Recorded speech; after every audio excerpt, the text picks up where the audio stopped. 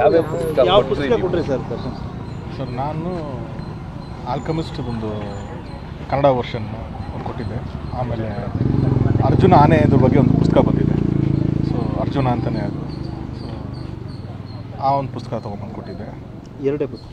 ಹಾಂ. ಏನು sir alchemist ಹೇಳಿದ್ರಲ್ಲ, ಏನು ಕಾನ್ಸೆಪ್ಟ್? ಅಂದರೆ ಅದೊಂದು ಲೈಫ್ ಜರ್ನಿ ಬಗ್ಗೆ ಇದೆ. ಸೊ ಒಂದು ಫಿಲಾಸಫಿ ಇದೆ ಅದರಲ್ಲಿ. ಏನೋ ಒಳಗಡೆ ಒಂದು ಚಿಕ್ಕ ಮೋಟಿವೇಶನ್ ಆಗುತ್ತೆ ಲೈಫ್ ಬಗ್ಗೆ. ಸೊ ಅದೊಂದು ಅಂದರೆ ವಿಶ್ವಾಸ ಹೆಚ್ಚಾಗಲಿ ಅನ್ನೋದು. ಹಾಂ, ಅಂದರೆ ಯಾವ ಸಿಚುವೇಶನ್ ಆದ್ರೂ ಅದರಲ್ಲಿ ಏನು ಪಾಸಿಟಿವ್ ನೋಡ್ಬೋದು ಅನ್ನೋದ್ರ ಬಗ್ಗೆ ಒಂದು ಬುಕ್ ಅದು. ಸೊ ಯಾವುದೇ ಪರಿಸ್ಥಿತಿ ಎಲ್ಲರ ಲೈಫಲ್ಲೂ ಒಂದು ಪ್ರಾಬ್ಲಮ್ಸು, ಒಂದು ಅಡೆತಡೆಗಳನ್ನು ಬಂದೇ ಬರುತ್ತೆ. ಅದನ್ನು ಮೀರಿ ಹೆಂಗೆ ನಾವು ಬದುಕಬೇಕು ಅನ್ನೋದನ್ನೇ ಒಂದು ಬುಕ್ ಅದು. ತುಂಬ ಅದ್ಭುತವಾದ ಬುಕ್. ಪ್ರಕರಣ ಸಂಬಂಧಪಟ್ಟಂಗೆ ಏನೋ ನಿಮ್ಮ ಜೊತೆ ಮಾತಾಡೋಣ? ಪ್ರಕರಣ ಸಂಬಂಧಪಟ್ಟಂಗೆ ಇಲ್ಲ ಸರ್, ಅದೇನು ನಾನು ಕೇಳಕ್ಕೆ ಹೋಗಿಲ್ಲ. ಅದ್ರ ಬಗ್ಗೆ ಇಲ್ಲ. ಕೋರ್ಟಲ್ಲಿದೆ, ಅದು ಲಾನಲ್ಲಿದೆ. ಅದೇ ಹೇಳಿದ್ನಲ್ಲ ಸರ್, ನಾವೆಲ್ಲ ಏನಾಗ್ತೀವಿ ಸರ್, ಹ್ಯೂಮನ್ ಎಮೋಷನ್ಸ್ ಅಂತ ಇರುತ್ತೆ. ನಾವು ಯಾರನ್ನ ತುಂಬ ಇಷ್ಟಪಡ್ತೀವೋ ನಮ್ಮ ಅಷ್ಟು ಒಲವು ಅವ್ರ ಕಡೆನೇ ತಿರುಗುತ್ತೆ. ಸರಿನೋ ತಪ್ಪೋ ನಮ್ಗೆ ಆ ಕಡೆನೇ ವಾಲ್ತಾ ಇರ್ತೀವಿ ನಾವು. ಅದು ಸರಿನೇ ತಪ್ಪು ಅದು ನಾವು ಅನಲೈಸ್ ಮಾಡಲ್ಲ. ಅದಕ್ಕೆ ಅಂತ ನಮ್ಮ ಮೇಲೆ ಲಾ ಇರೋದು, ಅದು ಕರೆಕ್ಟಾಗಿ ನೋಡುತ್ತೆ.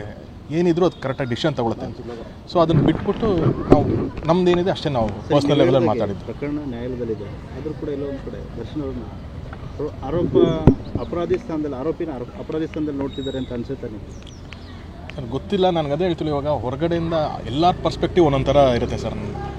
ನನ್ನ ಪರ್ಸ್ಪೆಕ್ಟಿವ್ ಮಾತ್ರ ಹೇಳ್ಬೋದು. ನನಗೇನು ಅನಿಸಿದೆ ಅನ್ನೋದು ಮಾತ್ರ ನಾನು ಹೇಳ್ಬೋದೇ ಹೊರತು ಇನ್ನು ಹೊರಗಡೆ ಯಾರ್ಯಾರು ಏನೇನು ಅದ್ರ ಬಗ್ಗೆ ಯೋಚನೆ ಮಾಡ್ತಾರೆ ಏನು ಅನ್ನೋದ್ರ ಬಗ್ಗೆ ನಾನು ಹೇಳೋಕ್ಕಾಗಲ್ಲ. ಒಂದು ಈ ಥರ ದೊಡ್ಡ ವ್ಯಕ್ತಿ ಈ ಥರ ಇದ್ದಾಗ ಪ್ರೊಜೆಕ್ಟ್ ಮಾಡೋರು ಒಂದೊಂದು ಥರ ಪ್ರೊಜೆಕ್ಟ್ ಮಾಡ್ಬೋದೇನು. ಅದ್ರಲ್ಲಿ ಸರಿನೂ ಇರುತ್ತೆ, ತಪ್ಪು ಇರುತ್ತೆ. ಈ ಇನ್ಸಿಡೆಂಟ್ ಅಂತಲ್ಲ, ಅವ್ರು ಹೊರಗಡೆ ಇದ್ದಾಗಲೂ ಕೂಡ ಆ ಥರ ಎರಡೂ ಥರ ಫೇಸ್ ಮಾಡಿದ್ದಾರೆ ಅವರು. ಸೊ ಅದೇನು ಹೊಸದಲ್ಲ ಅವರಿಗೆ. ಬಟ್ ನಾವು ಹೇಳೋದು ಆ್ಯಸ್ ಒಂದು ಅವ್ರ ಜೊತೆ ಒಡನಾಟ ಇದ್ದವರಾಗಿ ಅವ್ರು ಏನು ತಪ್ಪು ಮಾಡಿರಲ್ಲ, ಅದು ಅವ್ರು ಕ್ಲೀನಾಗಿ ಆಚೆ ಬರ್ತಾರೆ ಅನ್ನೋದು ನಮ್ಮ ನಂಬಿಕೆ ಅಷ್ಟೇ. Thank you very much sir.